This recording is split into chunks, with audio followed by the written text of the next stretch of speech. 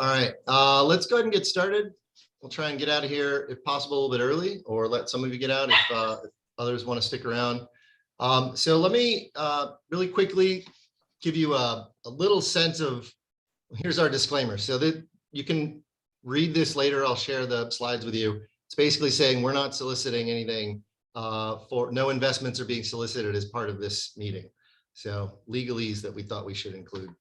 So let me start by introducing myself and our team with Capital Gravity. My name is Justin Williams, one of the core team members of Capital Gravity. I've been doing a lot of early stage startup ecosystem building for the last 10 years. And prior to that, helped to develop a trade association for the high-tech sector here in Tucson. So I've been working in economic development for regional high-tech innovation-driven economic development for a little over 10, 15 years. So Tony, do you want to introduce yourself? Yeah, hello everyone. Tony Ford, did a lot of work with Justin on startup accelerator, startup weekends, incubator, maybe 200-300 companies in there. Ran an agency for a while and have done some venture development of that space, been in the startup space kind of off and on for about 20 years. And then in 2020, launched a women's health company with a digital focus, but monetized by supplements. So a combination of an app and a set of supplements in the menopause space, and ran that to an exit in 26 months. So now looking to get back involved in the investment side of things. And I will be in the short term serving as the interim fund manager for what we're building with Capital Gravity. Thank you. Jen, you want to go next? Sure. I'm Jen Wong, or Jennifer Wong on the slides. I am from Tucson, so my background was primarily in government. I had worked for about 7.5 to 8 years in local county government, working for a county supervisor in Pima County. And about 2016, well, just before that, actually. So 2016, I had left. But just before that, I had met Justin and Tony at Startup Tucson and started getting involved in the startup ecosystem. Really loved it. So after I left the county, I started transitioning into working with entrepreneur support organizations such as Startup Tucson. I eventually moved away for a year, came back just in time for COVID to lock me down in Tucson. But in that space, I got to work online with other ecosystem builders from across the nation, organizing the first nationwide startup weekend. That's a Techstars startup weekend. And got to meet a lot of people such as Brandon Wilson. So essentially, that's how I got to know these guys. I now work in Phoenix, but work from home in Tucson. And I'm super privileged to work at Startup AZ up there and get to really expand my knowledge of the Arizona startup ecosystem. That's me. Brandon, you want to share your background? Sure, of course. Hi, I'm Brandon Wilson. I'm based out of Phoenix, and my company is Steady Dynamic. We're a software and development agency. We work with a lot of startups, but in addition to my business, I've also worked on several accelerator and startup programs in the state, including ones which I partnered with Tony, Justin, and Jen on, and appreciate you guys all attending today. Absolutely. Thank you guys for the introduction. There's a couple of other participants on our program who are part of our team, but we're going to introduce them a little bit later. You'll see why. So let me kind of get into the heart of this. So in putting together the presentation, my operating assumption is that many of you know a lot about what we're talking about, but not all of you. So I'm going to start kind of with some of the fundamental basics. I love this statistic because it's sort of shockingly unbelievable and powerful all at the same time. So in 2013, the Kauffman Foundation for Entrepreneurship did a study, and it revealed the fact that over the prior 30 years, 100% of all net new jobs created in the US over the last 30 years were created by high growth startups. And anytime you see a statistic that it's like 100%, it's easy to dismiss, and I did as well. And then I started digging into it, and I was able to make sense out of it, and it actually reinforces, I think, the fact that how significant it is to economic development and to community growth to be thinking about high growth startups. So the way to think about it is to appreciate the fact that a large business has been around for a long time. You know, all businesses start with like one person, but the large ones, the ones that have grown over the years, they reach a certain point in their maturity where they found the product that they're building, they are effectively running the business, and the rest of the time in their business, they typically invest in efficiencies. That leads to investing in low-cost automation, which displaces high-cost labor. And so the reality is that large businesses over 30 years decline in employment, and the data shows this. Traditional small businesses, lifestyle businesses, the people who create a lifestyle business, it's the backbone of our economy. It's the vast majority of our businesses. The people who go into those businesses do not really seek to grow an explosively large company out of their business. So they hit a certain threshold, whatever is natural for that business. And when their lifestyle starts to struggle, they choose not to grow anymore.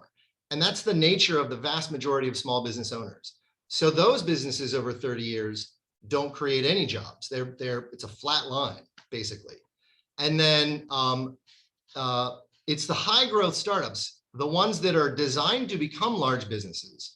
Those are the ones that generate employment. And because they all start at one, right? They're startups. So all these businesses do. But that's this concept, the understanding the different types of businesses helps to explain why the reality is that 100% is shockingly true. So why does that matter? Well, we live in a world where we need to be investing in the growth, the future, sort of innovation-driven companies, because they generate job growth, they generate wealth, they generate increasing rising wages. And so it's important to understand that a startup, especially in that innovation-driven high growth world, it doesn't, in the beginning, doesn't have a product that fits the market. It doesn't know what it needs to build. It's not proven. And so there's this long runway where the business can fail. It takes a while to find the right product, to discover the right channels, to set the right pricing. And all of that work requires funding to staff, even as it's growing.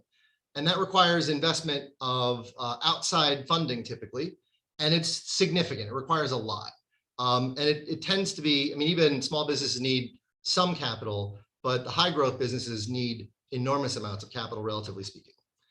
The problem we face in Arizona is that our startup ecosystem, like the vast majority of communities across the country, don't have enough capital in the state to fund the growth of the ecosystem that we want, to fund all of them.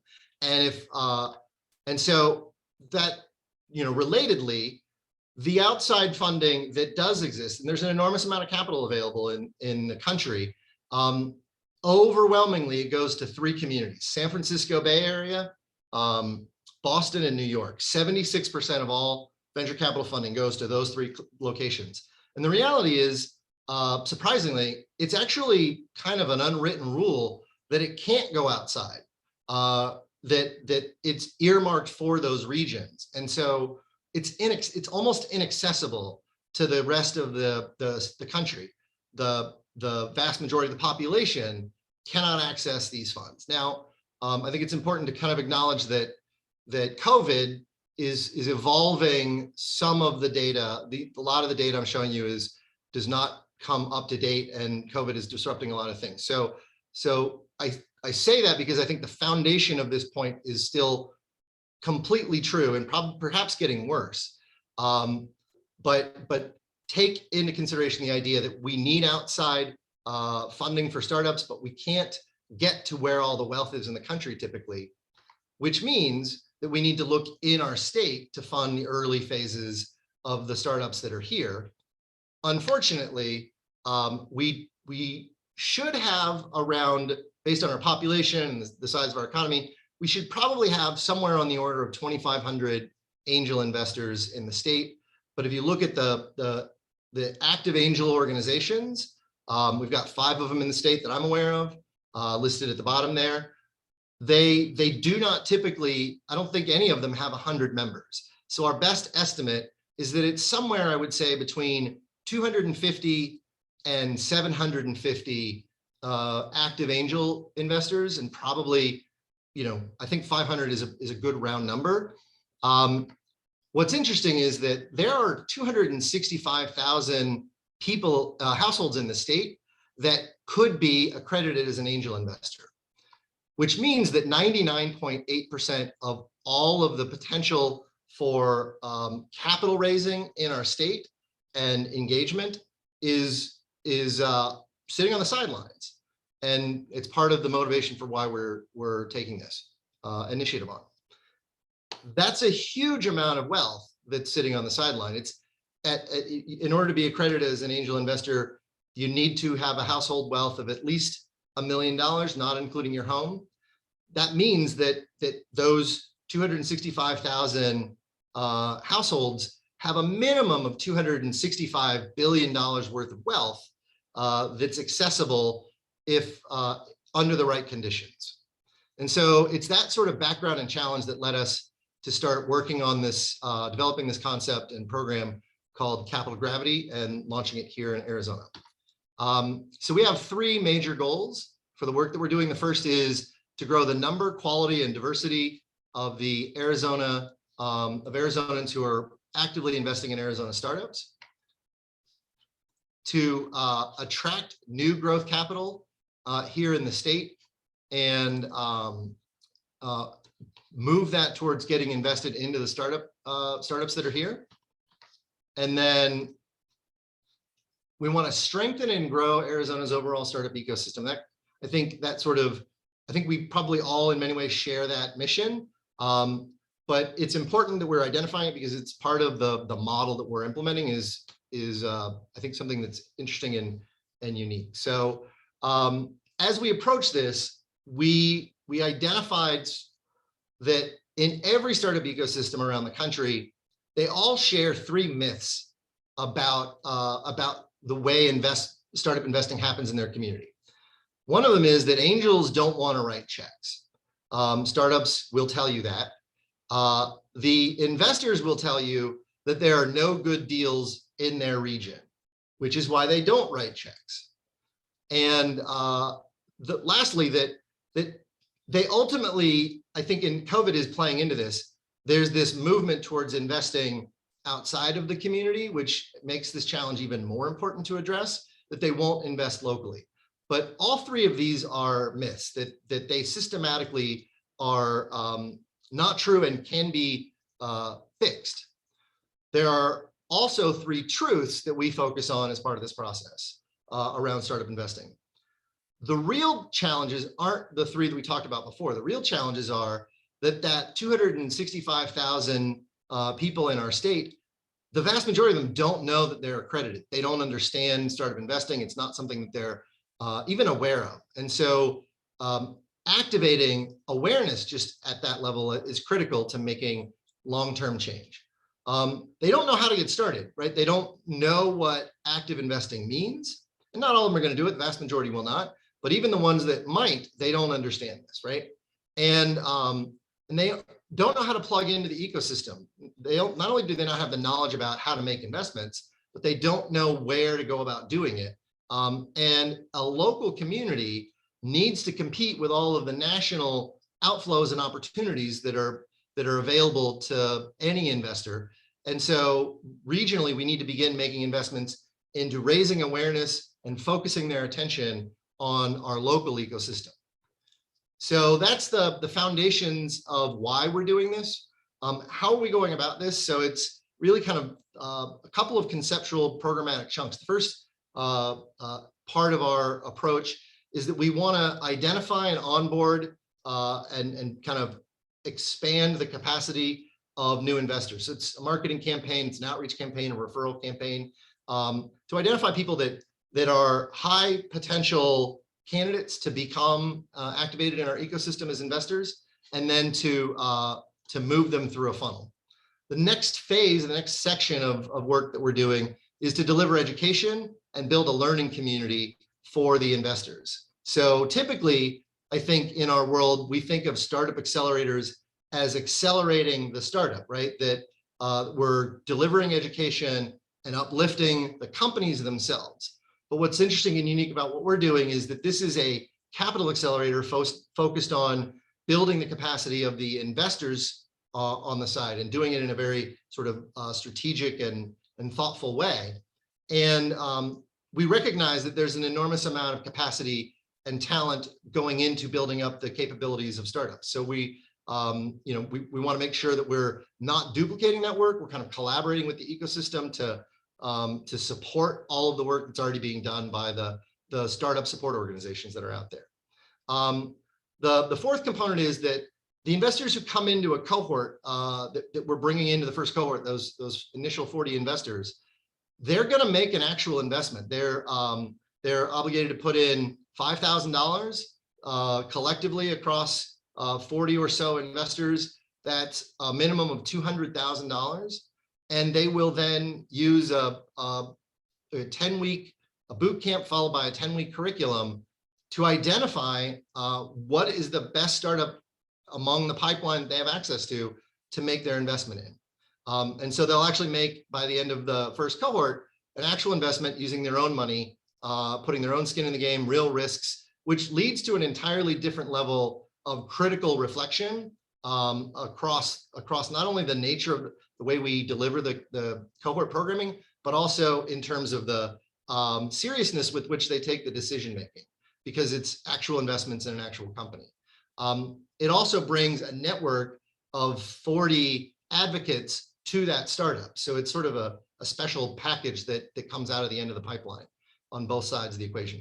And then part of what we're doing is taking an ecosystem strategic thinking approach to all this, which means we're going to be building that ecosystem thinking mindset and sort of a pay it forward leadership concept into the way we deliver our curriculum, which means that we are expecting to graduate 40 ecosystem leaders with every cohort, that they understand the value of it, that they want to plug into it, that they recognize a role in terms of giving back and supporting. And so it's also a culture building initiative as well.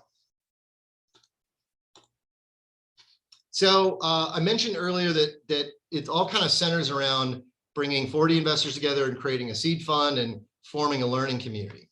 So that learning community is primarily made up of new investors. But we also recognize that the entrepreneurs are coming through a similar pipeline. We'll talk about that in a second here. And so they end up colliding through the journey, and we'll outline the details of that. But there's a third role that isn't quite as obvious, and I wanted to highlight because I think it's a high impact piece of the puzzle that we're putting together here, which is fund managers. So every startup fund requires two roles. One is a fund administrator who handles sort of all the legal compliance and accounting and whatnot. And then the collection of investors needs to have a representative, a chairperson of the board, someone who's responsible for the leadership of the group and the decision making. That role Tony's playing in our initial cohort. And what's interesting about it is that as we go from cohort to cohort, this becomes an opportunity to recruit people who are motivated and interested in becoming fund managers. And this becomes a pipeline to launch additional funds in the state. So not only are we launching new investors and helping to fund early stage startups, but one of our big goals is to be able to create more funds and build capacity to do more of this kind of work beyond just the capability of our program. And it's what's, I think, particularly unique and special about the model that we're undertaking here. And so the outcomes of all of this are that we're creating a pipeline of engaged investors, we're funding startups, and we're hopefully building a stronger ecosystem overall. So as I mentioned earlier, each cohort, our goal is to recruit 40 new startup investors that they are required to put in a minimum of $5,000 each per unit. They could buy multiple units and the fund size could grow. We we cap the size of the fund at $1 million. We'll get into how some of the other cities that do this work have had success going beyond the initial $200,000. But in our case, we're expecting to raise a $200,000 fund, and that amount at minimum will go into one startup every cohort. So the way that the process works is that we submit applications. We're onboarding and recruiting investors beginning tonight, basically. And then starting in the summer, we will open up the startup applications and do a startup launch for our program. And for a few months, we'll run some startup events that kind of help raise visibility and explain what we're doing with the program. But over the course of the summer, then at the end of the summer, our program kicks off, and the investors begin doing evaluations of the applications. So if we have 50 or more applications, they have to down select all those applications into what we call round one, and choose 24 out of all of the applications. Those 24 will be engaged in a 3-minute pitch. The investors review the pitches. They then make a decision which of those 24 move into round two. It'll be a total of 12. They get the next round, they get more time to pitch, more evaluation opportunities. They move into a final phase, which is a due diligence phase, where there are only 6 companies at this point, and the cohort of investors break up into 6 teams and spend several weeks diving deep into each of the 6 teams. And then the final event is in October, where it's an event, similar to Idea Funding in a sense, and similar to Invest Southwest. But the big difference is that we're making a $200,000 investment into one of the teams. And as the cohort capacity grows year over year, we're likely to see that expand as it has in other cities. And they don't just make one investment per pipeline. They often make 2, 3, and I'll talk about one of the cities that's been doing that. So here's our general timeline. Between now and June, we're onboarding, taking nominations or applications from investors. From June to August, we're doing the pipeline of startup applications. In mid-August, I think we've made it official today. It's August 12th. We have an investor boot camp where it's a retreat where all the investors go and learn in the weeds, how do they go about making good angel decisions. And then from August to October, there's the journey we kind of walk through in those phases. And then our final finale is a startup investment event. And that should be October 29th, I believe. We're likely to set that date. So I mentioned earlier, this is a model that's been run not in a lot of cities. It's kind of only on the West Coast right now. It was founded in Seattle 10 years ago, and it's been running successfully there ever since, quite successfully. I think the newest sort of growth community is San Diego. So Seattle, they've been doing it 10 years. It's generated 450 new investors. I think that's a year or two old at this point. They've launched several new funds, and sort of the collective investment across all the impact is somewhere on the order of $50 million over those 10 years. In Seattle, they've been, I think, even having sort of faster success. They've only been around for 3 years. They've made 11 investments in those 3 years, a total of 2.8 million. So they're kind of averaging somewhere on the order of $1 million a year. And then if you kind of measure all of the investors who made investments, alumni who made investments in other startups, and startups who went through the program and raised money, that the size of their impact in 3 years is something on the order of $20 million. So I mentioned earlier that we had a core team and an advisory team. We got a couple of members of our advisory team here on the call. Gwen Edwards is with the Angel Resource Institute. She's also one of the leading members of the Golden Seeds Angel Group in Silicon Valley, San Francisco, I believe. And Kai Holland is an investor, an entrepreneur, ecosystem builder in Alaska, and actually the person who brought my attention to this kind of a program. Not on the call today is, but are advising us as we develop this, is John Seacrest, who founded the program model in Seattle, and Misty Rusk, who's running the program in San Diego. So Gwen, are you online? Can you jump in and say hi? I am. I'm right here. Yeah. Hi.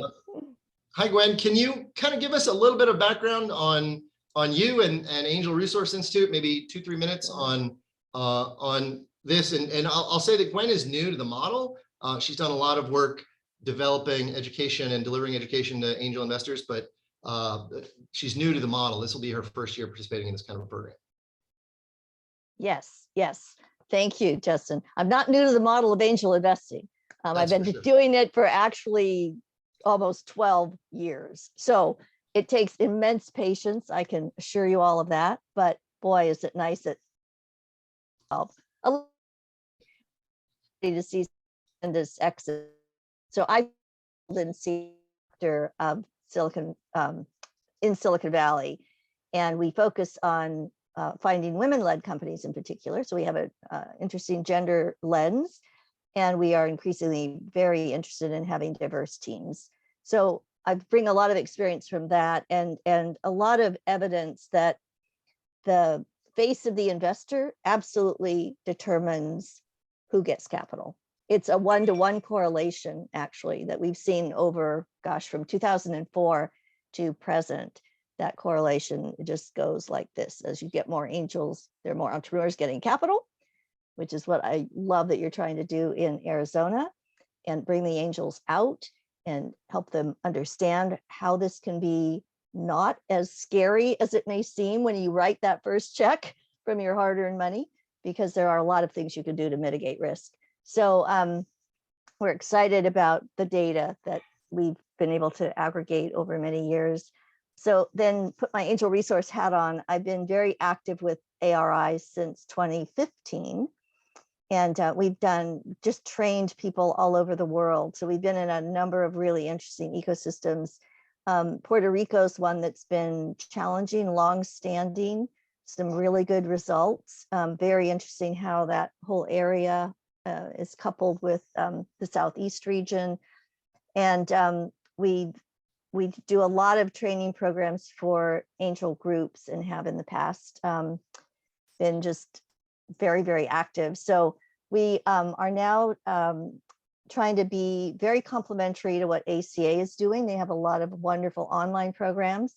And what we are doing is customizing our efforts, and we bring only people that have 8 to 10 years of experience to the table. So it's great because we can take all of that experience and take off-the-shelf programs that we've done, and then we customize them.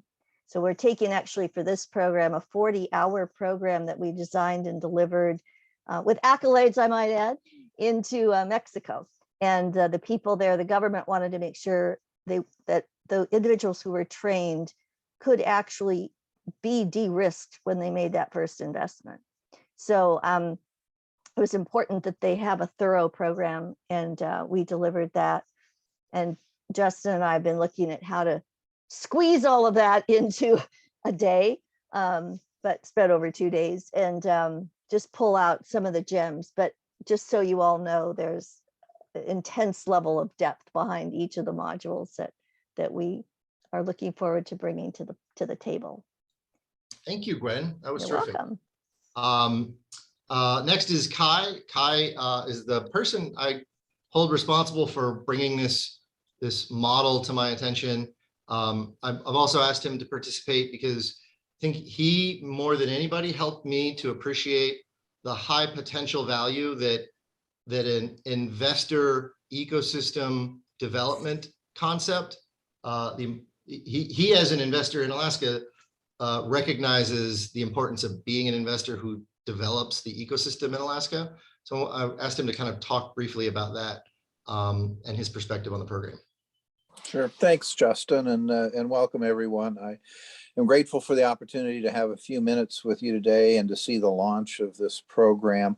I am up in Anchorage, Alaska. I've been involved in the startup ecosystem now for 8 or 9 years, co-founded a seed investment fund, co-founded a startup accelerator, am a fairly active angel investor myself, and all around involved in the ecosystem building in Alaska, and supporting other ecosystems outside of Alaska as a way for me to learn more about this area. And so this opportunity in Arizona to me is exciting. I was just down there a couple weeks ago and look forward to being back down soon. We've run a program similar to this that John Seacrest originally helped us form what we call the Alaska Angel Conference. For 4 years, we've been running it with 20 investors at the 5K investment. And, we'll be running we're in the middle of the 4th year right now. And we've seen the same kind of results that you're seeing there, with the initial investment being just the beginning of how that is leveraged into additional follow-on investing for those startups, but also that in many cases, additional startups that go through the program meet individuals and investors and do some other deals outside of the conference. And so this isn't just about one company getting to the finish line. It's about creating an ecosystem, connecting people to startups. So looking forward to your experience. And then finally, I've also been involved. I'm not sure how this happened. Actually, I know, but it seems odd. I've been involved in Serbia, doing advising to the Serbian Investment Innovation Fund, as well as spending time over there as an entrepreneur in residence. So it's given me some stuff, and I'll get back to Serbia here in a minute because it's super important. I've got 2 thoughts I wanted to share with you at this point that to me are really foundational in this work that you're doing. First off, for those of you that are thinking about getting involved in this for the first time as an angel investor, I want to suggest here a thought that this will be potentially your first investment, writing a check that goes to a startup business. And for some of you, it might be the only check you write. You may get into this thing and see the sausage making and realize this is interesting and it's been informative and you've learned a lot, but it may not be the kind of investing you do down the road. But for most of you, what you will find is that this experience is going to offer you 3 key paths forward after this first investment. And any angel investor that gets into this work knows you've got to make more investments than just one. Any one investment is pretty risky. It's when you aggregate that across 10 or 15 that you have now the potential kind of returns. But here's 3 paths that you'll find that this will take you on. First is you'll find that you have the skills, the experience, and the network connections to be more effective in your own investing. Whether you're investing in the secondary markets or whether you're part of a friends and family and founder opportunity where you've got a niece or a nephew or a cousin that needs help, you're going to be able to be more effective in those individual private investment opportunities that you may find within your families and your close network. Second is this is going to open up your opportunity to understand the power of the angel groups and the angel networks, and to help you see what those are and how you can be participating in those as a way to get access to more deals, to get access to other individuals in the networks there. And the third is for those of you who are still working in business and have your own businesses or are involved in a business, you'll see the role that startups have in becoming the source of innovation that in many cases is the source of solutions and talent that existing businesses need. So this isn't just about startups. You're actually creating a pathway to see how you could bring startups in to solve the problems that the existing business has. So those 3 pathways are all super valuable. Any one of them, I think all 3 together means that something like this program is a super valuable set of resources, skills, and connections. Second thought here is, why are angels important? Well, I think angels are absolutely essential to our economy, not just because of the job creation that Justin mentioned, but when I went over to Serbia, I got a chance to see what an economic development ecosystem looks like when it doesn't have angels. And it shocked me, because without angels in that ecosystem, you don't have the crucible, the testing that goes into figuring out what are good ideas and what are bad ideas and where are the opportunities and what needs to be done. And without angels, everyone's got an idea, and everyone's idea seems to be a good idea, and everyone goes running off without anyone ever saying, you know what, you've got a great idea, but it ain't a good business. And one of the things that angels do more than anybody else in the ecosystem is they sit down with startup founders and startups, and they give them the tough love feedback that somebody's got to give them. Think about this. If you don't have an angel that's there saying, I like your idea, but I can't invest in your business, who else is going to do it at that early stage? The ecosystem builders are patting everyone on the back to support them as entrepreneurs. Family and friends are all patting you on the back saying, great job, we need you to do this. The national statistics say we need startups. Somebody in the ecosystem is the one that says, I have the experience and the background to look at what you're doing and say, that's a great idea. I'm going to support you and I'm going to help find the vendors, the resources, the partners to make it successful. Or you're going to sit down with that person across the table and say, love the idea, but it's not an investable business. And it is that feedback that causes startup founders to pivot and make adjustments in their work to be able to see the real opportunity. Angels are essential to our economy, to the path of our innovation, and they're essential to the economic development of any region. And I would submit that they're also essential to the existing businesses and existing economy, because you need the startups in the ecosystem to strengthen the existing economy. And those startups, to be successful and valuable, have to have angels that come in and say, this is, what's investable. This is what needs to be done. This is, something that is going to add value to the economy. So I applaud all of you who are thinking about getting involved in this. I encourage you to do it. I encourage you to see this role as an essential part of building your community and building your economy, but also for you to see that you have the opportunity through this to become hopefully more knowledgeable, have the tools, experience, the templates, the documents to help you become more effective investing amongst your close network, your friends and your family, to become more involved in an angel group or angel network. And I hope that you'll also be able to bring this into establishing stronger corporate venture, strategic venture funds within your own business to be able to see where you could invest in startups to strengthen that. So I appreciate the opportunity to work with this group and the path ahead, and learning more from your group and what you do with Capital Gravity, and be around to answer questions, and look forward to meeting all of you in the future. Justin, thanks for a few minutes today. Yeah, thanks, Gwen. Thanks, Kai, for sharing your experiences and thoughts. We'd like you, all of you participating today, to do the same. So I've got one or two more slides here, but I wanted to ask you if you have questions or comments, you could put them in the chat. It kind of gives us a record of them. We are recording this, but it'd be great. And then we'll open this up to comments and questions. So raise your hand virtually if you have some thoughts, and we'll come back around the horn and take questions from you. So I think a couple of the last points that I wanted to make before we move on to the questions. First of all, we have ambitious goals, and I think we have a huge shortage of engagement. And so there's a lot of opportunity to build out capacity in the region in this particular area. And it has a multiplying effect by working on this part of the problem from this direction. And so our goal over the next 10 years, we kind of looked at Seattle's work and recognized that as a statewide initiative, the trajectory that I think our state is on, that it's not unreasonable to compare it to where Seattle was 10 years ago.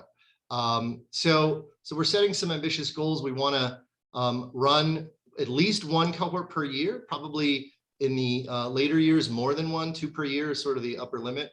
That would help us generate at least 40 to 40 new investors per cohort. So we should pretty easily be able to get to 500 first-time members. That would double the capacity that we think is out there right now.